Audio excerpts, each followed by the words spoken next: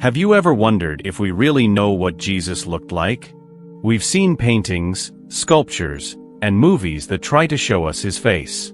But the truth is, none of these were made by people who ever saw him in person.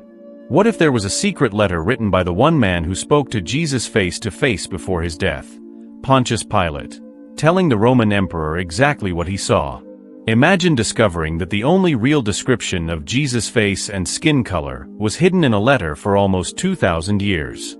A letter with details about his miracles, his calm presence, and the shocking events around his trial and death.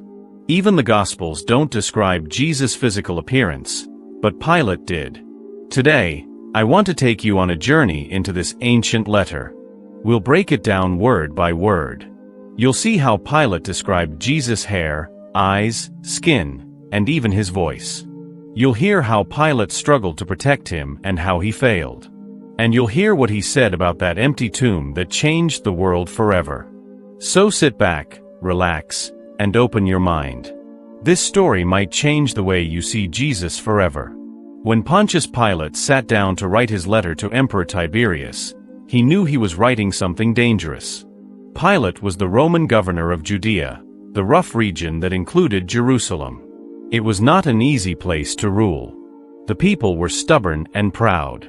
They had their own laws, their own temple, and they didn't want the Romans telling them what to do. Pilate writes, "Greetings, Majesty. The recent events in my province have been so astonishing that I feel compelled to recount everything in detail, as I believe these occurrences may in the future impact the fate of our empire."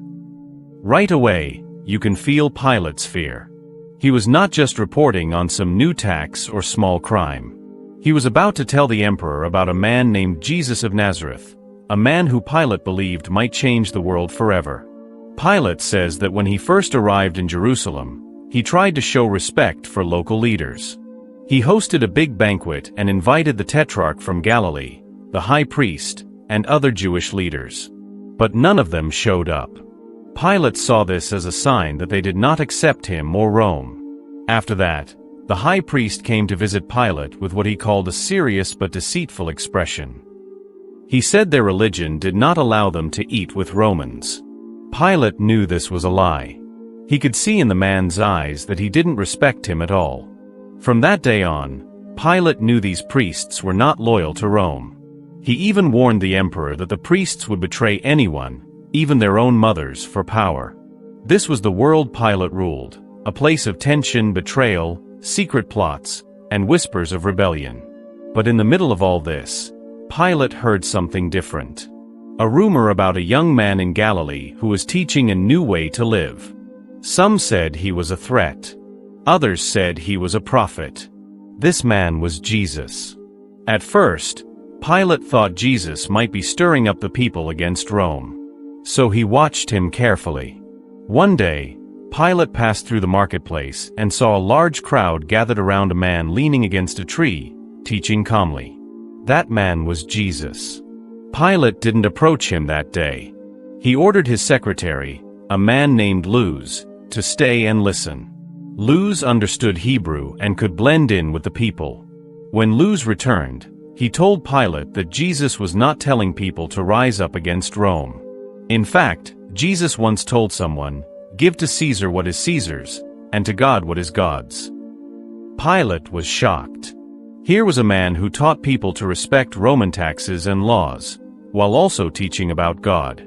From that moment, Pilate decided he would not arrest Jesus.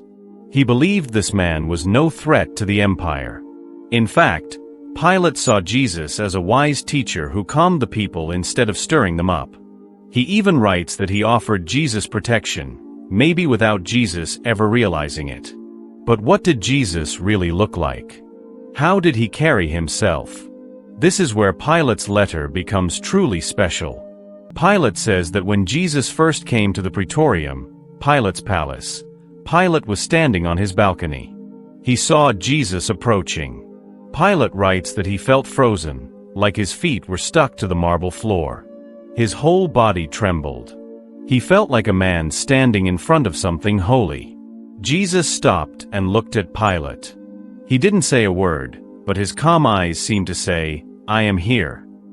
Pilate had seen many men beg for mercy, plead for life, or curse him. But Jesus did none of that. He was quiet, gentle, yet powerful in a way Pilate could not explain. So how did Pilate describe his face? He says Jesus had an average height, but stood in a way that made him seem taller. His hair was long, falling softly over his shoulders, slightly wavy and light brown, almost golden in the sun. His beard was full and well kept, adding maturity to his young face. But the most striking thing was his eyes. Pilate says they seemed to change depending on the light, sometimes light brown, sometimes almost blue. They were deep and full of compassion, but could also feel like they were looking straight into your soul. Jesus' skin was fair but healthy, as if he spent time outside under the sun. His face was smooth, symmetrical, and beautiful, not in a flashy way, but in a way that made people trust him immediately. There was no pride in his face, no fear, no hatred. Just calm strength and kindness. Pilate says, "There was nothing about him that repelled me, yet I felt weak and too old to come any closer." This was the effect Jesus had on people. He pulled them in without saying a word. Pilate tried to speak to Jesus. He told him, "For the past 3 years I have given you total freedom to speak. Your words are wise. You are like Socrates or Plato, maybe even greater." But Pilate warned Jesus that his words had made enemies. The powerful priests hated him because he called them out for their hypocrisy. Jesus had told them, "You are like tombs, clean on the outside but full of death inside." The priests feared losing their power. So they plotted against him. Pilate begged Jesus to be careful, to speak less boldly. He didn't want to arrest him. But Jesus simply said, "When the time comes, there will be no refuge for the Son of Man, neither on the earth nor beneath it. The true refuge is in heaven." Pilate felt helpless. He writes that he felt like he was being used by fate, that his actions would somehow be part of a larger plan that he could not stop. Soon, the crowds turned. Passover came, and Jerusalem filled with people. The high priests paid people to shout for Jesus' death. Pilate writes that the noise was so loud that the palace walls shook. The people demanded, "Crucify him! Crucify him!" Pilate asked, "What crime has he done?" They shouted, "He says he is the Son of God." Pilate tried to free Jesus, but the crowd chose Barabbas instead. He washed his hands, saying he was innocent, but knew he couldn't stop it. Jesus was whipped and crucified. The sky turned dark, the earth shook, and it felt like the world was grieving. After Jesus died, guards saw a bright light at the tomb, heard heavenly music, and saw figures with Jesus before the ground shook and the tomb opened. Jesus' body was gone.